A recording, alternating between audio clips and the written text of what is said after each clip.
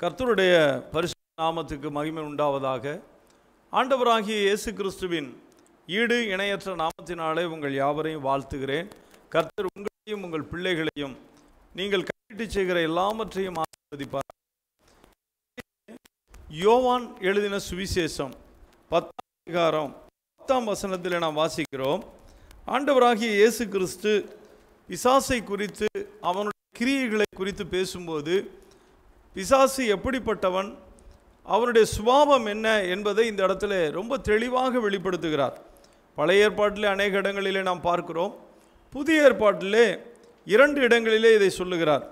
யோவான் 8:44 யோவான் 10:10 அவர் சொல்லும்போது, அவன் திருடவும் கொல்லவும் அழிக்கவும் வருகிறானே என்று வேறொன்றுக்கும் வரான் என்று சொல்லுகிறார்.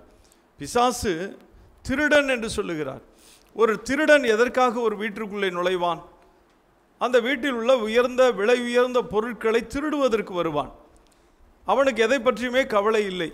அவர்கள் கடினமாய் சம்பாதித்ததாக இருக்கலாம், தங்களுடைய வாழ்க்கை முழுவதும் வேலை செய்துவிட்டு ஒரு வேலையின் முடித்த பிறகு 60 வயதிலே அவர்கள் ஓய்வு பெற்ற பிறகு பெற்ற பணமாக கூட இருக்கலாம், தன்னுடைய மகளுக்காக திருமணத்திற்கு வாங்கி வைத்த நகைகளாக இருக்கலாம். இப்படி ஏதாவது ஒரு முக்கியமான கஷ்டப்பட்டு சேர்த்த ஒரு பொருளை மிக எளிதாக திருடி சென்று விடுகிறவன். இங்கே ஆண்டவர் சொல்லுகிறார், அவன் திருடவும் கொல்லவும் அழிக்கவும் வருகிறானே என்று வேறொன்றுக்கும் வரமாட்டான், நானோ அவைகளுக்கு ஜீவன் உண்டாயிருக்கவும் அந்த ஜீவன் பரிபூரணப்படவும் வந்தேன் என்று சொல்லுகிறார். இவர் அழிக்க வந்தவர் அல்ல. சரி, அப்போ பழைய ஏற்பாட்டின் நாட்களிலே இந்த உலகம் முழுவதையுமே நோவாவின் நாட்களிலே அழித்தாரே என்று பார்க்கும்போது அதனுடைய நிலை என்ன என்றால், தேவன் நியாய தீர்ப்பின் தேவனாக இருக்கிறார். அன்றைக்கு ஜனங்கள் மனம் போன போக்கிலே மாறுபாடாய் நடந்து அவரை வேதனைப்படுத்தின ஒரு நிலைமையை நாம் பார்க்கிறோம். அவருக்கு பிரியமில்லாத காரியங்கள், அவர் அருவருக்கிற காரியங்களை எல்லாம் செய்து தேவனை விட்டு தூரப்பட்டு போனார்கள். ஒரே ஒருவன் நோவா மட்டும், அவன் நீதிமானும் தேவனோடு சஞ்சரித்து கொண்டிருந்தபடியினாலே அந்த ஜல பிரளயத்திற்கு அவனை தப்புவிக்கும்படியாக ஒரு பேழையை ஆயத்தம் பண்ணும்படி கர்த்தர் கட்டளையிட்டார். அதுபோலத்தான் சோதோம் கொமோரா பட்டணத்தார், அவருடைய செயல்கள் முற்றிலுமாகவே தேவனுக்கு விரோதமாக இருந்தது. தீமை நிறைந்தவர்களாக, பொல்லாதவர்களாக, மனம் போன போக்கிலே வாழ்ந்து கொண்டிருந்தவர்கள், மனம் போன போக்கிலே பாவத்தை தண்ணீரை போல குடித்தவர்கள். அப்படி இருந்தபடியினாலே அங்கே நீதிமானாகிய லோத்து இருந்தான். ஆனால் அவன் சொல்லுவதை யாரும் கேட்கவில்லை. இந்த நிலையிலே சோதோம் கொமோரா பட்டணத்தை கவிழ்த்து போட்டார். நியாய தீர்ப்பின் தேவன். உடனே அவரும் அழிக்கிறாரே? இல்லை, அவர் நியாய தீர்ப்பை வழங்குகிற தேவன். இவர் தேவனுடைய பிள்ளைகளுக்கு விரோதமாக எழுந்து தேவனுடைய பிள்ளைகளை அழிக்கும்படியாக பல காரியங்களை செய்து கொண்டிருக்கிறவர் பிசாசு. அதனால்தான் நாகும் 2:1 நாம் வாசிக்கிறோம், சிதறடிக்கிறவன் முகத்துக்கு முன்பாக வருகிறான், அரணை காத்துக்கொள், வழியை காவல் பண்ணு, உன் அறையை கெட்டியாய் கட்டிக்கொள் என்று சொல்லுகிறார். அவன் சிதறடிக்கிறவன், எதிராளியானவன், இரவும் பகலும் தேவனுடைய பிள்ளைகளின் மேலே குற்றம் சாட்டுகிறவன். பல காரியங்களிலே வேதம் அப்படி போதிக்கிறது. இன்றைக்கு கூட அநேகருடைய வாழ்க்கையிலே இந்த தீமை செய்கிறவன் நுழைந்து அந்த குடும்பங்களை கெடுத்து போட்டதையும் அவருடைய கைகளின் பிரயாசத்தை கெடுக்கிறதையும் அழித்து நிர்மூலமாக்குகிறதை நாம் பார்க்கிறோம். அதிலே லேகியோனாகிய பிசாசு பிடித்திருந்தவனை குறித்து வேதம் சொல்லுகிறது. அவனுக்குள்ளே 6000 பிசாசுகள் இருந்ததாம். யோசித்து பாருங்கள், அவன் வீட்டிலே குடியிருக்க வேண்டியவன் கல்லறையிலே போய் குடியிருக்கிறான். வஸ்திரம் இல்லாதவனாக, காயப்படுத்துகிறவனாக, எல்லாரையும் துன்பப்படுத்துகிறவனாக இருந்தான். காரணம் என்ன? பிசாசின் ஆளுகைக்குள்ளே அவன் இருந்தபடியினாலே முற்றிலுமாக அவன் வேறு மனிதனாய் மாறிப்போனான். நல்ல ஒரு நிலையில் இருக்கிறவன் தீமையான ஒரு மனிதனாய் மாறுகிறான். பிசாசு எப்பொழுதுமே நல்ல மனிதர்களை தீமை செய்கிறவர்களாக மாற்றுவான், தீமையான பாதைகளை நடத்தி செல்லுவான். இன்றைக்கு அநேக தேவனுடைய பிள்ளைகளை பாருங்களேன், பல தேவனுடைய பிள்ளைகள் தேவனை விட்டு தூரப்பட்டு போய் இருக்கிறார்கள். காரணம் என்னென்னா, பண ஆசையை கொண்டு வருவான், பொருள் ஆசையை கொண்டு வருவான், வேறு ஏதாவது ஒரு இச்சையை கொண்டு வந்து தேவனை விட்டு தூரப்படுத்தி அழித்து போடுவான். கடைசியில் முடிவு அழிவு தான். அப்போ அவன் லேகியோனாகிய பிசாசு பிடித்தவனுடைய வாழ்க்கையை பாருங்களேன். ஆண்டவராகிய இயேசு கிறிஸ்து அவனை விடுதலையாக்கி அவன் வஸ்திரம் தரிக்க வைத்து அவனுக்கு ஒரு காரியத்தை சொல்கிறார். நீ போய் உன்னை குறித்து நான் இறங்கி செய்ததையெல்லாம் போய் சொல்லு என்று சொல்லி அவனை அனுப்பிவிடுகிறார். வீட்டுக்கு போன்னு சொல்கிறார். ஆனால் அவனோ தெக்கப்போலி என்னும் நாடெங்கும் சுற்றி திரிந்து ஆண்டவராகிய இயேசு கிறிஸ்து தனக்கு செய்த நன்மைகளை சொல்லுகிறான். இன்றைக்கு சரி, அநேகருடைய வாழ்க்கையிலே பிசாசினுடைய கிரியைகள் உள்ளே நுழைகிறது. அதிலே பிரதானமாய் அவன் செய்கிற ஒரு காரியத்தை குறித்து வேதம் சொல்லுகிறது, திருடுகிறான் என்று. அது எதை திருடுகிறான் என்று பார்ப்போம். இந்த உலக வாழ்க்கையிலே நமக்கு மிகவும் விலை உயர்ந்தது ஒன்றே ஒன்று தான். அது தெரியுமா உங்களுக்கு? வானமும் பூமியும் ஒளிந்து போனாலும் என் வார்த்தை ஒளிந்து போகாது என்று இயேசு சொன்னார். என் வார்த்தை ஆவியாயும் ஜீவனுமாயும் இருக்கிறது. மாரியும் உறைந்த மழையும் வானத்தில் இருந்து இறங்கி பூமியை நனைத்து அதிலே முளை கிளம்பி விளையச் செய்கிறதை போல என் வாயிலிருந்து புறப்படுகிற வசனமும் இருக்கும் என்று சொன்னார். அது அவர் விரும்பினதை நிறைவேற்றுமா. இந்த வார்த்தை தான் அழிக்கவே முடியாதுங்க. எதை வேண்டுமானாலும் அழித்து விடலாம், ஆனால் கர்த்தருடைய வார்த்தையை யாராலுமே அழிக்க முடியாது. இந்த வார்த்தை உயிர்ப்பிக்கிற வார்த்தை, இந்த வார்த்தை பலப்படுத்துகிற வார்த்தை, இந்த வார்த்தை விழுந்து போன குடும்பத்தை தூக்கி எடுப்பித்து கட்டும். ஒருவேளை இந்த வார்த்தையை கேட்டுக்கொண்டிருக்கிற உங்களுடைய வாழ்க்கையிலும் சரி, இந்த கர்த்தருடைய வார்த்தையினாலே நீங்கள் பிழைக்க முடியும். இந்த வார்த்தை உங்களுடைய வாழ்க்கையிலே ஆசீர்வாதத்தை கொண்டு வரும், தீமையை கொண்டு வராது, நன்மையை கொண்டு வரும். இப்படிப்பட்ட இந்த வார்த்தை இது உங்களுடைய கால்களுக்கு தீபமும் உங்கள் பாதைக்கெல்லாம் வெளிச்சமுமாய் இருக்கிறது. இந்த வார்த்தையினாலே மனுஷர் பிழைக்கிறார் என்று சொல்லி ஆண்டவர் இயேசு சொன்னார் இல்லையா? அதனால தான் பிசாசு முதலாவது திருடுகிற காரியம் என்ன என்று பார்க்கும்போது, மத்தேயு எழுதின சுவிசேஷம் 13ஆம் அதிகாரம் 3-4 வசனங்களிலே பார்த்தீங்கன்னா, ஆண்டவராகிய இயேசு கிறிஸ்து அநேக விசேஷங்களை உவமைகளாக அவர்களுக்கு சொன்னார்.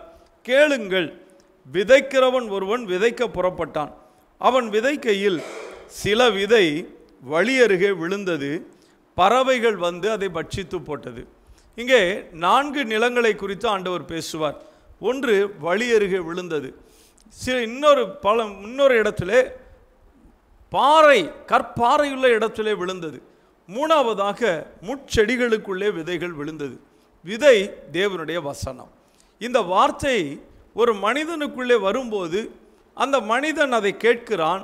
அதன் பிறகு அந்த வசனத்தை உணராதிருக்கும்போது அதை குறித்து எங்கே பார்க்கிறோம் என்றால் 18-19 வசனங்களை பாருங்களேன். ஆகையால் விதைக்கிறவனை பற்றிய உவமையை கேளுங்கள். ஒருவன் ராஜ்யத்தின் வசனத்தை கேட்டும் உணராதிருக்கும்போது பொல்லாங்கன் வந்து அவன் இருதயத்தில் விதைக்கப்பட்டதை பறித்து கொள்ளுகிறான். அவனே வழியருகே விதைக்கப்பட்டவன்கிறார். பொல்லாங்கன் வந்து எதனால? உணராத இருக்கும்போது. வசனத்தை கேட்குறாங்க, கேட்டு அதை உணரலை. இன்றைக்கு ஆலயத்தில் அது அநேகமாக நடக்கிறத பார்க்க முடியுங்க. சர்ச்சுக்கு வருவாங்க, பிரசங்கம் பண்ணும்போது வார்த்தையெல்லாம் கேட்பாங்க, கேட்டுட்டு அதை உணர மாட்டார்கள். காதில் விழுவும், கேட்டுருவாங்க. ஆனால் அந்த வசனத்தை உணர்ந்து, ஓ வார்த்தை இப்படி இருக்குதா, இந்த வார்த்தை எவ்வளோ நல்லா இருக்குது, இந்த வார்த்தையை உணர்ந்து இதன்படி நான் வாழுவேன், இந்த வசனத்தின்படி நடப்பேன் என்று சொல்லி தீர்மானம் செய்து அந்த வசனத்தை இருதயத்திலே கொண்டு போய் அந்த இருதயத்திலே பதித்து வைக்க வேண்டும். ஆனால் என்ன நடக்கிறது என்றால், இவர்கள் உணரும் முன்பாகவே பொல்லாங்கன் என்ன செய்கிறான்? வந்து இருதயத்திலே விதைக்கப்பட்டதை எடுக்கிறான். நீங்கள் பாருங்கள், இதை கொஞ்சம் கவனித்து பார்த்தா தான் புரியும். உங்கள் இருதயம் உங்களுடையது. நீங்கள் கர்த்தருடைய வார்த்தையை கேட்குறீங்க, உங்கள் இருதயத்திற்குள்ளே நுழைந்து விதைக்கப்பட்ட வசனத்தை அவன் திருடி விடுகிறான், எடுத்துட்டு போட்டுறான். ஏன் அதை செய்கிறான்னா, வசனம் உங்களில் இருந்தால் நீங்கள் ஜெயித்து விடுவீர்கள் வாழ்க்கையில். வசனம் உங்களில் இருந்தால் உங்கள் வாழ்க்கை சீரும் சிறப்புமாக இருக்கும். வசனம் உங்களுக்குள் இருந்தால் உங்களுடைய வாழ்க்கை முழுவதுமே வெளிச்சமாக இருக்கும். வசனம் உங்களில் இருந்தால் நீங்கள் அநேகருக்கு ஆசீர்வாதமாக இருப்பீர்கள். அப்போ வசனத்தை எடுத்து விட்டால் நீங்கள் சோர்ந்து போவீர்கள். உங்களை பலப்படுத்துவதற்கு யாராலும் முடியாது. இந்த வசனத்தினால் பிழைக்க முடியாமல் சோர்ந்து போய் விடுவீர்கள். தீமையான ஒரு வாழ்க்கைக்குள்ளே கடந்து போவீர்கள். காரணம் என்ன? கர்த்தருடைய வசனம் உங்களை எச்சரித்து கொண்டே இருக்கும். அதைத்தான் ஏசாயா தீர்க்கதரிசியின் புஸ்தகம் 66ஆம் அதிகாரத்திலே நாம் பார்க்கிறோம். என் வசனத்திற்கு நடுங்குகிறவர்களையே நான் நோக்கி பார்க்கிறேன். அப்போ வசனத்தை நான் வாசிக்கும் போது அந்த வசனம் இருபுறமும் கருக்குள்ள பட்டயம். நான் பேசும்போது மட்டுமல்ல, அதை வாசிக்கும் போதும் அந்த வசனம் என்னோடு கூட பேசும். ஒருவேளை என்னுடைய இருதயத்தில் ஒரு தீமையான நினைவு இருக்கிறது என்று வைத்துக்கொள்ளுவோம். உங்களுடைய இருதயத்திலும் சரி. இப்போ இந்த வசனத்தை வாசிக்கிறீங்க, நீ நன்மை செய்ய வேண்டும், தீமை செய்யக்கூடாது, விபச்சாரம் செய்யக்கூடாது, வேசித்தனம் பண்ணக்கூடாது, பொய் பேசக்கூடாது, அருவருப்பானதை பார்க்கக்கூடாதுன்னெல்லாம் வசனம் சொல்லிக்கிட்டு வருதுன்னு வச்சுக்கோங்களேன். இப்போ அதை நீங்கள் வாசிக்கிறீங்க. ஏன்னா ஆண்டவர் இயேசு சொன்னார், இந்த மாதிரி இருதயத்திலிருந்து புறப்படுகிறவைகளே அவனை தீட்டுப்படுத்தும். அப்போது நம்ம அதை வாசிக்கும் போதே தெரியும், இதெல்லாம் நம்ம இருதயத்தில் இருக்குதாப்பா. அப்போ நம்ம என்ன செய்யணும்? நம்ம சரிப்படுத்தி கொள்ளணும். ஏன்னா அந்த வசனம் பேசுவோம் உங்களோடு கூட.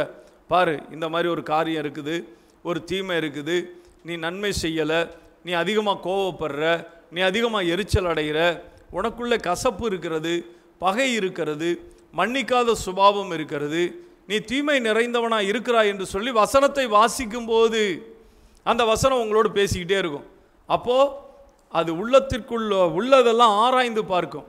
அப்போ இந்த வசனம் இல்லைன்னா என்ன பண்ணுவீங்க? இந்த வசனத்தை எடுத்துடுறான். அப்போது உங்கள் இருதயம் வெற்றிடமாக இருக்கும், அங்கே தீமைகள் நிறைந்துடும்.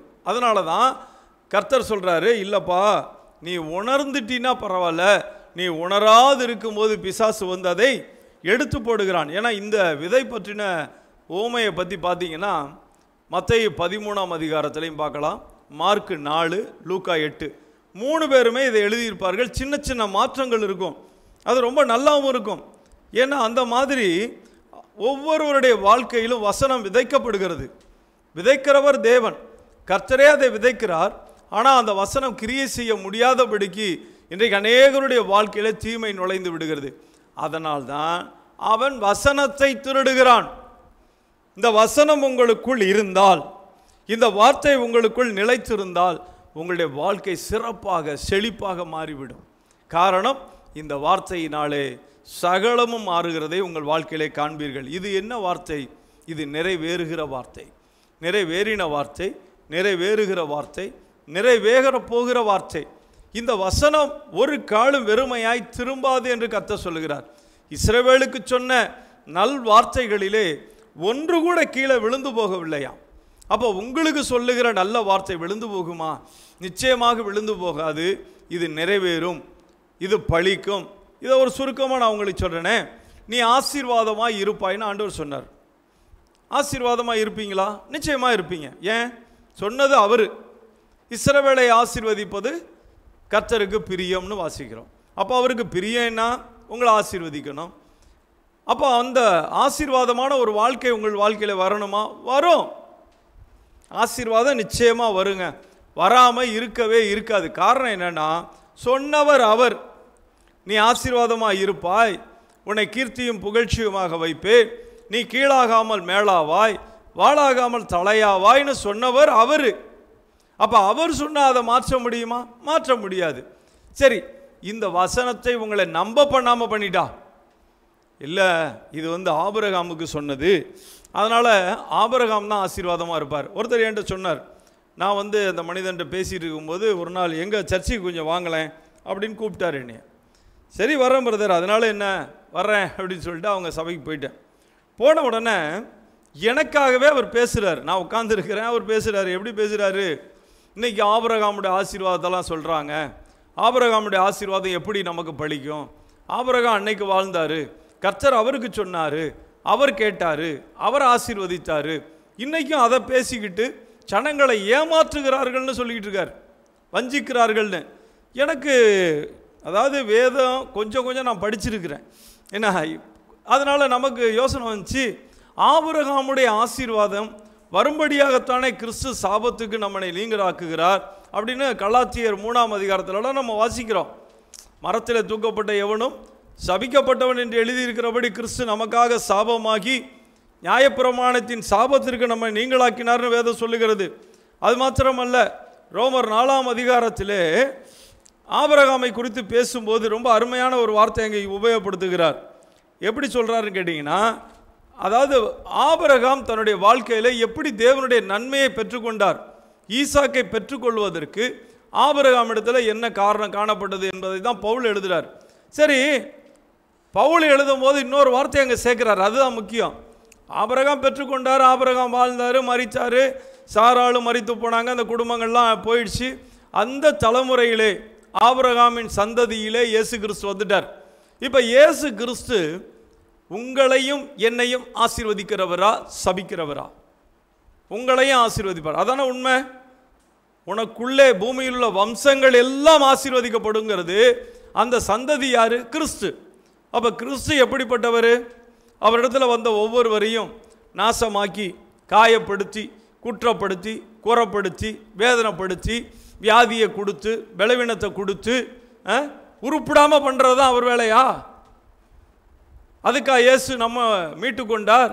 விலையேறப்பட்ட இரத்தத்தினாலே நம்மை மீட்டுக்கொண்டு பாவங்களற கழுவி சுத்திகரித்தாரே. எதுக்கு? வேதனைப்படுத்துறதுக்கா இல்லை சுகமாக்குகிறதுக்கா? வாழ்ந்திருக்க செய்யும்படியாக. ஐயா, நான் அந்தகாரத்தில் இருந்தேன், இப்பொழுது ஆச்சரியமான ஒளிக்கு நான் வந்து விட்டேன். நான் இருளின் ராஜ்யத்திலே இருளுக்கு அடிமையாக இருந்தேன், பிசாசுக்கு அடிமையாக இருந்தேன். இப்பொழுது என்னுடைய அடிமைத்தன நுகத்தை முறித்து இன்றைக்கு கிறிஸ்துவின் ராஜ்யத்துக்குரியவனாக, கிறிஸ்துவுக்கு அடிமையாக என்னை மாற்றி இருக்கிறார். எதற்கு? அன்றைக்கு அவன் சொன்னதையெல்லாம் கேட்டு தீமையான வழியில் இருந்த என்னை இன்றைக்கு நல்ல பாதையிலே கொண்டு வந்தார். உங்களையும் அப்படித்தான். அப்போ உங்களுடைய வாழ்க்கையில் அவர் தீமை செய்வாரா? உங்களை வேதனைப்படுத்துவாரா? யோசித்து பாருங்களேன். சொல்கிறது கொஞ்சம் வித்தியாசமாக இருந்துச்சு அவங்க பேசுனது. அப்போ இந்த வசனத்தை தான் நான் நினச்சேன். பாருங்கள், 4ஆம் அதிகாரம் 20ஆம் வசனத்தில் தேவனுடைய வாக்குத்தத்தத்தை குறித்து அவன் அவிசுவாசமாய் சந்தேகப்படாமல் தேவன் வாக்குத்தத்தம் பண்ணினதை நிறைவேற்ற வல்லவராய் இருக்கிறார் என்று முழு நிச்சயமாய் நம்பி தேவனை மகிமைப்படுத்தி விசுவாசத்தில் வல்லவனானான். ஆகையால் அது அவனுக்கு நீதியாக எண்ணப்பட்டது. அது அவனுக்கு நீதியாக எண்ணப்பட்டது என்பது அவனுக்காக மாத்திரம் அல்ல. நீங்கள் வேணும்னா பைபிள் வச்சுருந்தீங்கன்னா வாசித்து பாருங்கள். அது அவனுக்காக மாத்திரம் அல்ல. யாருக்கு? ஆபிரகாமுக்காக மாத்திரம் அல்ல. ஆபிரகாம் விசுவாசித்தார், நம்பினார். விசுவாசத்தில் அவர் பலவீனமாக இருக்கவில்லை, தேவனை மகிமைப்படுத்தினார். இப்போ ஈசாக்கை பெற்றுக்கொண்டார். இது அவனுக்கு நீதியாக எண்ணப்பட்டதுன்னா அவருக்கு மட்டுமல்ல, நமக்காகவும் எழுதப்பட்டிருக்கிறது. யாருக்காக? உங்களுக்காகவும் எழுதப்பட்டிருக்கிறது. நம்முடைய கர்த்தராகிய இயேசுவை மரித்தோரிலிருந்து எழுப்பினவரை விசுவாசிக்கிற நமக்கும் அப்படியே எண்ணப்படும். யோசிச்சு பாருங்களேன். அப்போ ஆபிரகாமுடைய ஆசீர்வாதங்கள் நம்மேல் வந்து பழிக்குமா? பழிக்கும். காரணம், கிறிஸ்துவை நாம் ஏற்றுக்கொண்டதினாலே. கர்த்தராகிய இயேசு கிறிஸ்துவை ஏற்றுக்கொண்டு அவரோடு உடன்படிக்கை செய்து இன்றைக்கு அவருடைய பிள்ளைகளாய் நாம் மாறினபடியினாலே அந்த ஆசீர்வாதங்கள் நம்மேல் வரும். அந்த ஆசீர்வாதங்களுக்கு நாம் சொந்தக்காரர்களாய் மாறுகிறோம். சுதந்திரவாளியாய் இல்லை, இப்பொழுது சுதந்திரவாளியாக இருக்கிறோம். தேவனுடைய உடன் சுதந்திரராய் இருக்கிறோம் என்று சொல்லி 7ஆம் அதிகாரம் ரோமர் 7 நாம் வாசிக்கிறோம். காரணம், அவருடைய சுதந்திரவாளிகளாய் நாம் மாறினபடியினாலே கிறிஸ்துவின் ஆசீர்வாதங்கள், அவர் தேவனிடத்திலிருந்து பெற்றுக்கொண்ட நன்மைகள் எல்லாம் நம்மேல் வந்து நமக்கு பழிக்கிறது. அப்போ இந்த வார்த்தைகளை அறிந்து கொள்ள முடியாதபடிக்கு நம்ம எங்கே தள்ளுகிறார்கள் என்றால் இருளுக்குள் தள்ளுகிறார்கள். இந்த வசனம் என்னவோ நிறைவேறாத வார்த்தை மாதிரியும், இந்த வசனம் உங்கள் வாழ்க்கையில் வந்து பழிக்காத மாதிரியும் மனிதர்களாகிய இவர்களே பேசுகிறார்கள். பிசாசு என்ன பண்ணுறான்? அந்த வசனத்தையே எடுத்துட்றான் உங்கள் இருதயத்திலிருந்து. அந்த வாக்குத்தத்தங்களை எடுத்துட்டு நீங்கள் இதெல்லாம் சுதந்திரிக்கவே முடியாது, உங்கள் வாழ்க்கையில் நீங்கள் கஷ்டப்பட்டு தான் போகணும், கடைசி வரைக்கும் நீங்கள் கஷ்டப்படணும் பிரதர், நீங்கள் அதுதான் சரியான பாதை. ஐயா, நான் சொல்லுகிறேன், வேதமும் அதை சொல்லுகிறது. கஷ்டம் இருக்கும் நம்முடைய வாழ்க்கையில், சில நேரங்களில் சில பாடுகள் இருக்கும், சில உபத்திரவங்கள் இருக்கும். ஆனால் அது முடிவல்ல. உங்களுடைய வாழ்க்கையிலும் சரி, என்னுடைய வாழ்க்கையிலும் சரி, மனுஷரே எங்கள் தலையின் மேல் ஏறி போக பண்ணினீர், தண்ணீரையும் தீயையும் கடந்து வந்தாச்சு, செழிப்பான இடத்துல கொண்டு வந்து விட்டாரா இல்லையா? எகிப்தின் அடிமைத்தனத்தில் இருந்தாங்க, ஆண்டவர் விடுதலையாக்கினார், செங்கடலை பிளந்தார், அவர்களை அழைச்சிட்டு போகிறாரு. இப்போ பாருங்க, வனாந்தரத்துலையும் அவர்களை எப்படி போஷித்தார்? கஷ்டப்பட்டாங்களா? இல்லையே, உழைப்பே கிடையாது. எவ்வளோக்கு எவ்வளோ அங்கே உழைத்தார்களோ உழைப்பற்ற ஒரு நிலையை தேவன் கொடுக்கிறார். அப்படியானால் நம்ம சும்மா இருக்கணும்னு சொல்ல வரல. அவர்கள் எதற்காக அப்படி நடத்தினார்? கர்த்தர் எப்படிப்பட்டவர், கர்த்தருடைய வல்லமை என்ன, கர்த்தருடைய பராக்கிரமம் என்ன, கர்த்தர் எத்தனை அதிசயமான ஒரு தேவன்.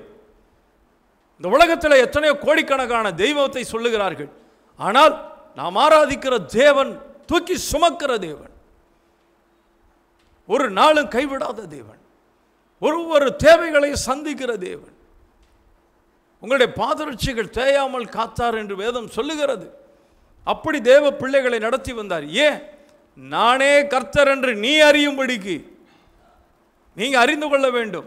இவர் யார்? இந்த இஸ்ரவேல் மக்கள் 30 லட்சம் பேருக்கு உணவு கொடுத்தவர் யார்? இறைச்சி கொடுத்தவர் யார்? தூக்கி சுமந்தவர் யார் என்பதை இன்றைக்கு நீங்களும் நானும் அறிந்து கொள்ளும்படியாக அதை செய்தார். எரிகோ மதில்களை தகர்த்தெறிந்தார், தண்ணீரை குவியலாய் நிறுத்தினார். ஏன் அப்படி செய்தார்? அவர் யார் என்பதை நீங்கள் அறிந்து கொள்ள வேண்டும். அப்படிப்பட்ட தெய்வத்தை நம்முடைய கண்களுக்கு மறைவாக மறைக்கிற ஜனங்கள் இருக்கிறார்கள். பிசாசும் அதை செய்கிறான். அவரை அறிந்து கொள்ள முடியாதபடிக்கு, அவரை புரிந்து கொள்ள முடியாதபடிக்கு நம்முடைய வாழ்க்கையிலே ஆசீர்வாதத்தை திருடுகிறான். ஆசீர்வாதத்தை திருடி நம்மை புறம்பே தள்ளுகிறதை நாம் பார்க்கிறோம். ஏன்னா வேதம் சொல்லுகிற சில காரியங்களை நான் உங்களுக்கு சொல்லுகிறேன்.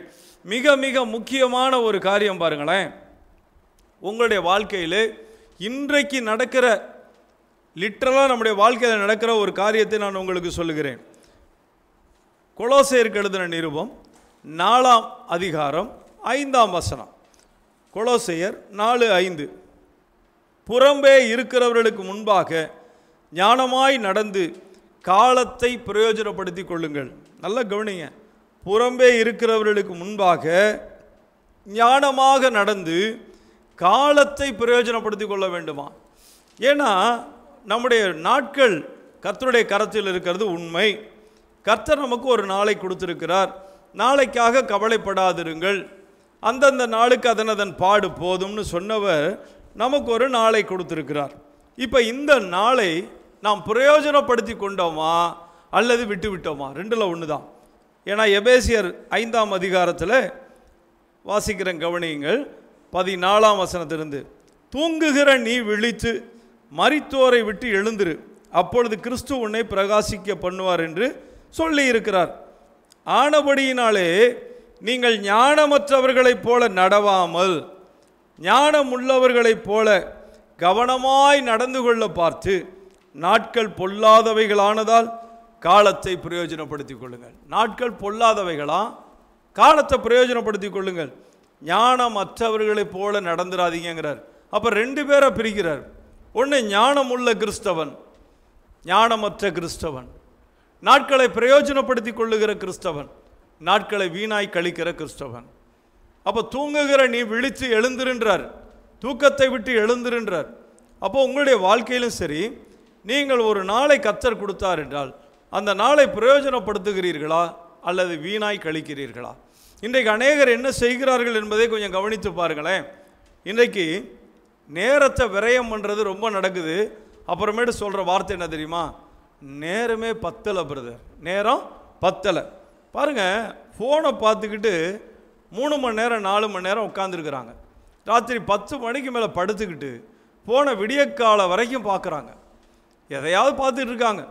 ஆனால் ஆலயத்துக்கு வந்து ஒரு 2 மணி நேரம் உட்கார முடியல. இப்போல்லாம் பிரதர் பார்த்தீங்கன்னா 1.5 மணி நேரத்தில் சர்வீஸை முடிச்சிட்றாங்க. நாங்கள் ரசிக்கப்பட்ட காலத்துலலாம் 3.5 மணி நேரம் நடக்கும் ஆராதனை. 8 மணிக்கு வந்தால் 12:30 மணி வரைக்கும் கூட உட்காந்துருப்போம். பிரசங்கம் போய்கிட்டே இருக்கும், கேட்டுக்கிட்டே உட்காந்துருப்போம். ஆனால் இன்றைக்கி அப்படி இல்லை. இன்றைக்கி சொல்லும் போதே சொல்கிறாங்க, என்ன வளவளான்னு பேசிக்கிட்டே இருக்கிறாரு. சில சபைகள்லாம் இருக்குது 20 நிமிஷம் தான் பிரசங்கம். அந்த 20 நிமிஷத்துக்கே 4 தடவை வாட்சை பார்ப்பான், பின்னாடி திரும்பி பார்ப்பான், எந்திரிச்சு போக பார்ப்பான், ஃபோன் தூக்கிக்கிட்டு வெளியே போவான், உள்ளே வருவான். பைபிள் எடுத்துகிட்டு வர மாட்டாங்க, ஃபோனில் தான் பைபிளை பார்ப்பார்கள். அதே நேரத்தில் ஒரு லைக்கு கொடுப்பான், எதையாவது ஒன்று பண்ணுவான், வாட்ஸ்அப்பில் ஒன்று அனுப்பிட்டு இருப்பான். எல்லாம் நடக்கும். சபை ஆராதனையை கெடுத்து நாசம் பண்ணுகிற காரியங்கள். சபையிலே அவன் தேவனை தேடி வரவில்லை, ஞாயிறு ஆராதனை கலந்து கொள்ளவில்லை என்றால் தன்னுடைய வாழ்க்கையில் ஏதோ தீமை வந்துவிடும்.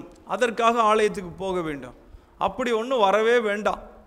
நீ வந்து கூட கொஞ்சம் பாவத்தை சேர்த்துக்கொள்வதை பார்க்கிலும் அழகாக நீ வீட்டிலே உட்கார்ந்துருக்கலாம். கர்த்தரை தொழுது கொள்ள வருகிறோம், கர்த்தரை ஆராதிக்க வருகிறோம். இது பயபக்திக்குரிய இடம். தேவன் இங்கே பிரசன்னமாகிறார். தேவன் ஜனங்களோடு கூட பேச விரும்புகிறார், பேசுகிறார். ஜனங்களை ஆசீர்வதிக்கும்படி எழுந்தருளுகிறார். ஏன்னா என் நாமத்தினால 2 பேர் 3 பேர் சேர்ந்தீங்கன்னா போதும்பா, நாங்கள் இருக்கேன்னு சொன்னவர் அவர். வாக்கு மாறாத தேவன். நீங்கள் கூடி வரும்போதெல்லாம் அவர் நமக்கு சமீபமாய் பெற்றிருக்கிற ஜாதியே நாம தாங்க. ஆமாம், வேற யாரும் கிடையாது. இந்த உலகத்திலலாம் அவர் போய் யார்கிட்டையும் பேசிகிட்டு இருக்கிறது இல்லை. உங்களோடு பேசும்படியாக, உங்களோடு கூட உறவாடும்படியாக, உங்களை ஆசீர்வதிக்கும்படியாக விரும்புகிற கர்த்தர். அப்போ ஒரு நாள் உங்களுக்கு கொடுத்தால் நீங்கள் அந்த நாளை என்ன செய்ய வேண்டும்? பிரயோஜனப்படுத்தி கொள்ள வேண்டும். அதிகாலையில் எழுந்திருக்க வேண்டும். அதிகாலையில் என்னை தேடுகிறவன் என்னை கண்டடைகிறான் என்று சொன்னபடி அதிகாலையிலே தேவ சமூகத்திலே போய் அமர வேண்டும். அவருடைய பாதத்தில் அமர வேண்டும். ஆண்டவர் இயேசுவே ஒரு மாதிரியை காட்டிட்டு போயிட்டார். அவர் அதிகாலையில் இருட்டோடு எழுந்து வனாந்தரமான ஒரு இடத்துக்கு போனார். உங்களுடைய வாழ்க்கையில் நீங்கள் தேவனை தேடுகிற உணர்வோடு இருக்கிறீர்களா? இன்றைக்கு தேவனை தேடுகிற உணர்வு குறைந்து கொண்டிருக்கிறது. வேலையை 10 மணி நேரம் 12 மணி நேரம் வேலை பார்க்குறாங்க. தேவ சமூகத்தில் வந்து 1 மணி நேரம் உட்கார முடியல, 2 மணி நேரம் அவர்கிட்ட பேச முடியல, எதையும் செய்ய முடியல. வேத வசனங்களை வாசிக்க முடியவில்லை, செபிக்க முடியவில்லை, எல்லாம் முடியல. ஆனால் எது முடியுது? 10 மணி நேரம் வேலை கொடுத்தாலும் வேலை செய்ய ரெடியாக இருக்காங்க. பணம், மாதான சம்பளம் வரணும்ல பிரதர், உண்மைதான், நீங்கள் வேலை செய்யத்தான் செய்யணும். ஆனால் அது பிரதானம் அல்ல. அந்த வேலையை கொடுத்த கர்த்தரே பிரதானமானவர். அந்த வேலையில் உங்களை நடத்துகிறவரே பிரதானமானவர். அந்த வேலையை உங்களுக்கு கொடுத்து ஆசீர்வதிக்கிறார் பார்த்தீங்களா, அவர் தான் பிரதானமானவர். ஏன்னா ஈசாக்கு அந்த தேசத்தில் விதைத்தான். கர்த்தர் அவனை ஆசீர்வதிக்கிறார். அவன் 100 மடங்கு பலனை பெற்றுக்கொண்டான். ஆனால் அவனுடைய வாழ்க்கையில் நீங்கள் பாருங்கள், கர்த்தர் உம்மோடு கூட இருக்கிறாராமேன்னு சொல்கிறான். ஏன் அப்படி? கர்த்தர் அவனோடு கூட இருந்ததை மற்றவர்கள் அறிந்து கொள்ளத்தக்க வகையில் இருந்தது. தானியேலுடைய காரியங்கள் எல்லாம் ஜெயமாக இருந்ததாம். சரி, தானியேல் கூட இருக்கும்போது அப்போ தரிய ராஜா சொல்கிறான், நீ இடைவிடாமல் ஆராதிக்கிற உன் தேவன் உன்னை தப்புவிக்க வல்லவராக இருந்தாரான்னு கேட்குறான். எப்படி அப்போ தெரிஞ்சது? இவன் ஆராதிக்கிறது தெரிந்தது, கர்த்தர் இவனோடு இருக்கிறார் என்பதும் தெரிந்தது. அதனால தான் அவர்கள் சொல்லுகிறார்கள், விசேஷித்த ஆவி இவனிடத்திலே உண்டு என்று நாங்கள் அறிந்திருக்கிறோம். யோசித்து பாருங்கள், உங்களுடைய வாழ்க்கையில் அப்படி சொல்ல முடிகிறதா? தேவ ஆவியை நீங்கள் பெற்றவர்கள் என்று தெரிகிறதா? தேவன் உங்களோடு வாசம் பண்ணுகிறார் என்பதை மற்றவர்கள் உணர்கிறார்களா? அல்லது நாம் எல்லாரையும் போல ஒன்றாதாங்க பிரதர் இருக்கிறோம், நாம் ஒருவரோட ஒத்து போகணும்லன்னு இருக்கோமா? எப்படி? கர்த்தரை தேடுகிற உணர்வு, கர்த்தருக்கு நேரத்தை கொடுக்கிற ஒரு காரியம் நம்முடைய வாழ்க்கையில் இருக்க வேண்டும். செபிக்க வேண்டும், வேதத்தை வாசிக்க வேண்டும், ஒவ்வொரு நாளும் அவர் பாதத்தில் அமர வேண்டும், அவர் சொல்லுவதை கேட்க வேண்டும். இன்றைக்கு அந்த நேரத்தை பிசாசு திருடுகிறான். எதை கொடுத்து? செல்போனை கொடுத்து, தேவன் கொடுத்த அருமையான நேரத்தை அவன் திருடி எடுத்துக்கொள்ளுகிறான். உங்களுடைய பணத்தை எடுப்பதை காட்டிலும், உங்களுடைய பொருளை எடுப்பதை காட்டிலும் உங்கள் நேரத்தை அவன் திருடுகிறான். ஏன்னா இந்த நேரம் எடுக்கப்பட்டாச்சுன்னு வச்சுக்கோங்களேன், நீங்கள் தேவனோடு சஞ்சரிக்கிறதே போயிடுங்க. உங்கள் நேரம் தான் பிரதானமானதா தெரியுமா உங்களுக்கு? ஒன்று சொல்கிறேன் கேளுங்களேன். இப்போ ஒரு 10 பவுனில் செயின் வச்சுருக்கிறீங்க. ஒரு நாளுக்கு ஒரு கஷ்டம் வருது, ஒரு பிரச்சனை வருது, செயினை விற்கிறீங்க, இல்லை அடகு வைக்கிறீங்க, அது திரும்ப முடியல, போயிடுச்சு. திரும்ப சம்பாதிக்கிறீங்க. இப்போ 10 பவுன் வாங்குகிற இடத்துல 20 பவுன் கூட நீங்கள் ஒரு செயின் வாங்கிடலாம். வாங்க முடியுமா? முடியாதா? முடியும். ஆனால் இன்றைக்கி போய் கொண்டு இருக்கு பாருங்கள் இந்த நேரம், இதை உங்களால் திரும்பி வாங்கவே முடியாது. இது அவ்வளோதான். பாஸ்ட் இஸ் பாஸ்ட், போயிட்டே இருக்கும். பேசி கொண்டிருக்கும் போதே அந்த நேரம், நிகழ்காலத்தில் நான் பேசி கொண்டிருக்கிறேன், நான் பேசி கொண்டிருக்கும் போதே அந்த காலம் இறந்த காலமாய் மாறிக்கொண்டிருக்கிறது. எதிர்காலமாய் நான் நினைக்கிற நேரம் என்னிடத்தில் வந்து கொண்டு இருக்கிறது. இதுதான் நிர்தாட்சியமான உண்மைங்க. நம்முடைய நேரங்கள் அது பொன் போன்றதும்பாங்க. இங்கே வேதம் சொல்லுகிறது, நீ விரயம் பண்ணிடாத, பிரயோஜனப்படுத்தி கொள்ளு, அந்த நேரத்தை விட்டுறாத. இன்னைக்கு கிடைத்த நாள் உனக்கு மிக விசேஷித்த நாள். ஆனால் பிசாசு என்ன பண்ணுறான்? இன்றைக்கி களியாட்டுகளை உள்ளே நுழைச்சிட்டான், தீமையான காரியங்களை உள்ளே நுழைச்சிட்டான். மக்கள் வந்து எதை விரும்ப ஆரம்பிக்கிறாங்கன்னா, நான் நேற்று கூட சொல்லிக்கிட்டு இருந்த இடத்துல வேதம் இருக்கிறது, ஆலயம் முடிஞ்சிருச்சு, வீட்டுக்கு போகிறாங்க, வேத புஸ்தகத்தை எடுத்து இன்றைக்கி இந்த வசனத்தை பேசினாரே இதை பார்ப்போம் என்று நினைப்பார்களா? அல்லது அதன் பக்கத்திலே இருக்கிற ஃபோன் இருந்தால் அதை எடுத்து பார்ப்பாங்களா? ஓப்பனாக ஒத்துக்கிட்டாங்க, ஃபோனை தான் எடுப்போம்னு சொல்லிட்டாங்க நல்லவர்கள். சிலர் என்ன சொல்லுவாங்க, நாங்கள் பைபிள் தான் எடுப்போம். எடுக்க மாட்டான். எதை எடுப்பான்னு கேட்டால் பைபிள் எடுக்க மாட்டான். வேத வசனத்தை வாசிக்க மாட்டார்கள், செபிக்க மாட்டார்கள், ஃபோனை எடுத்துகிட்டு தான் உட்காந்துருப்பாங்க. ஏன்? உங்களுடைய நேரத்தை அவன் திருடுகிறான். உங்களுடைய நல்ல நேரத்தை அவன் திருடுகிறான். மூணாவது பார்க்கிறோம், ஒன்று ஆசீர்வாதத்தை திருடினான், வசனத்தை திருடினான். மூணாவதாக நேரத்தை திருடுகிறான். நாலாவதாக சுகத்தை திருடுகிறான். நீங்கள் சுகமாய் இருக்க தேவன் விரும்புகிறார். நீங்களும் நானும் சுகமாய் இருக்கும்படியாகத்தான் கல்வாரி சிலுவையிலே அவர் தழும்புகளை ஏற்றுக்கொண்டார். அவருடைய காயங்கள், அவர் எதற்காக காயப்பட வேண்டும், எதற்காக அவமானப்பட வேண்டும், எதற்காக துன்புறுத்தப்பட வேண்டும்? நீங்களும் நானும் சுகமாய் இருக்க. நீங்கள் சுகமாய் வாழ்வது தேவனுடைய சித்தம், தேவனுக்கு பிரியம். ஆனால் இன்னைக்கு என்ன ஆயிடுச்சு பாருங்களேன், வியாதி, எவ்வளோ பலவீனங்கள், எத்தனை போராட்டங்கள். மார்க் எழுதின சுவிசேஷம் 2ஆம் அதிகாரத்தில் நீங்கள் பார்த்தீங்கன்னா, ஒரு மனிதனை தூக்கிட்டு வராங்க. தூக்கிட்டு வந்தால் ஆண்டவர் இயேசு கிறிஸ்து முன்பாக கொண்டு வரலான்னு சொல்லி அந்த வீட்டுக்குள்ளே கொண்டு வர பார்க்குறாங்க, முடியல.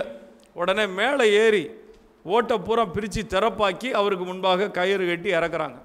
இது நீங்கள் வாசிங்க, நேரம் இல்லாதனால நான் சுருக்கமாக சொல்கிறேன்.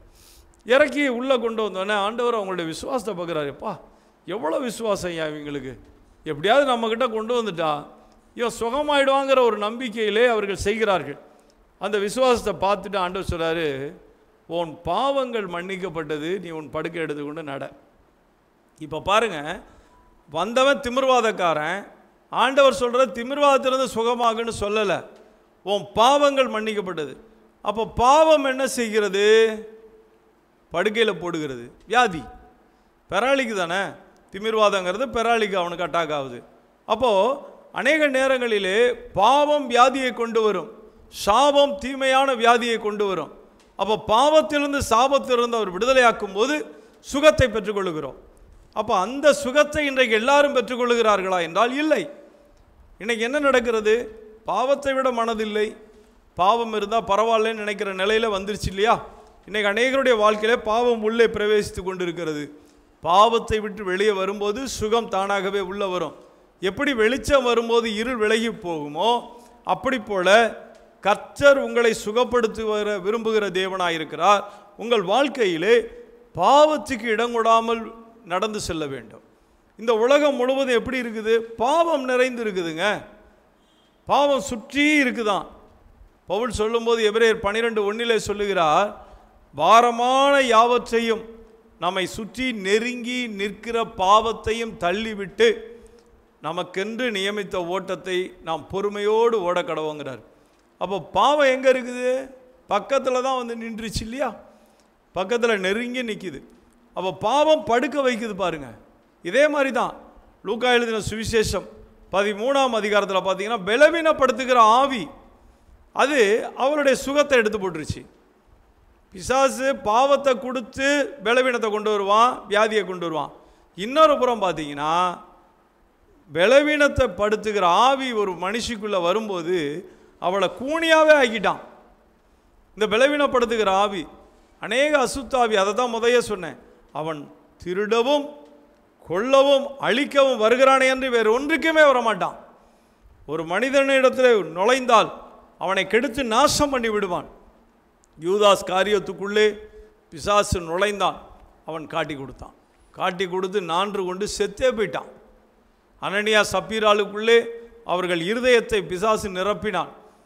அதை விற்கும் முன்பாக உன்னிடத்தில் இல்லையா, நீ பரிசுத்த ஆவியினிடத்திலே பொய் சொல்லும்படி சாத்தான் உன் இருதயத்தை நிரப்பினது என்ன என்று அப்போஸ்தலர் 5ஆம் அதிகாரத்தில் நான் வாசிக்கிறோம். அந்த கேட்டவுடனே அனனியா விழுந்து சாகிறான். அதன் பிறகு அவன் மனைவி அவன் இறந்ததை அறியாமல் வருகிறாள், அவளும் சாகிறாள். ஏன்?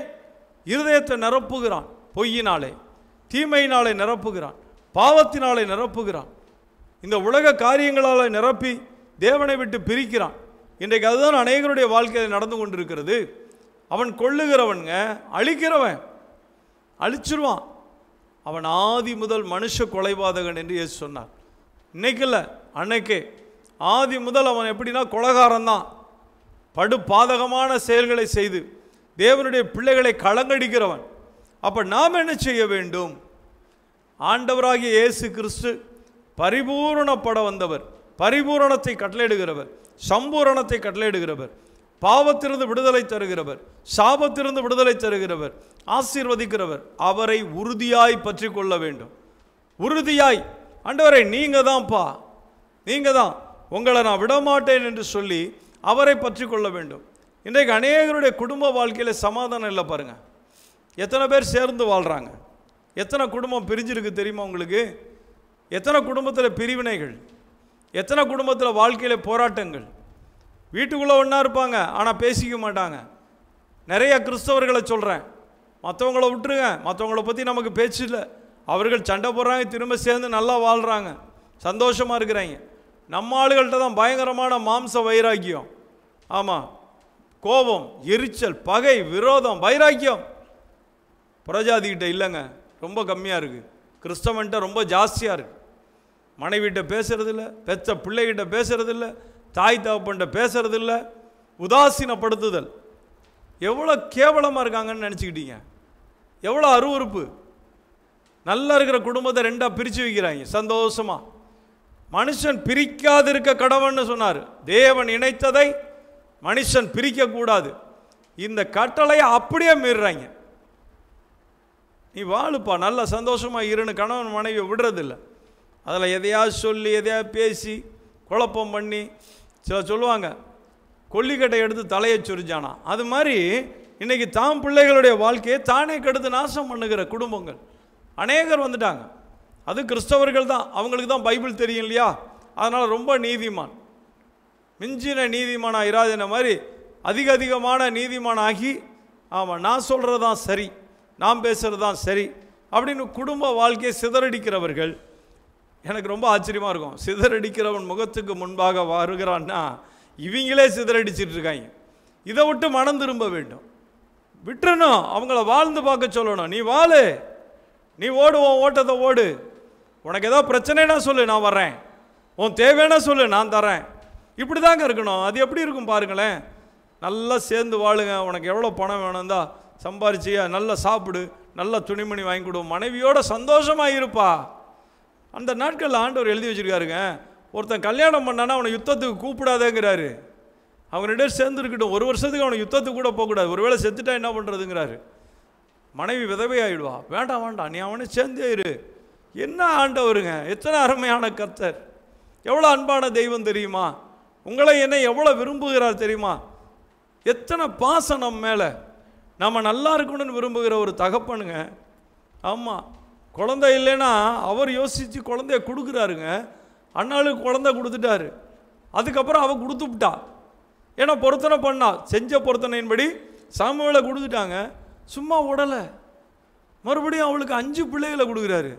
நீங்கள் நினச்சி பாருங்களேன், வாரி கொடுக்குறவர் தன் பிள்ளைய சந்தோஷமாக இருக்கு. என்கிட்ட கொடுத்துட்டா ஐயா ஒரு பிள்ளைய, இந்தா தனியாக வீட்டில் உட்காந்துருப்பா. அவள் யோசிச்சுக்கிட்டே இருப்பாள்ல, சாமுவேல் அங்கே இருக்கான், என் பிள்ளை போய் வாசல் நின்று கூட எட்டி பார்த்துக்கிட்டு இருப்பா. அப்படி தானே, ஆசரிப்பு கூடாது, அப்படியே எட்டி எட்டி பார்த்து என் பிள்ளை எப்படி இருக்கான்னு தெரியலையே.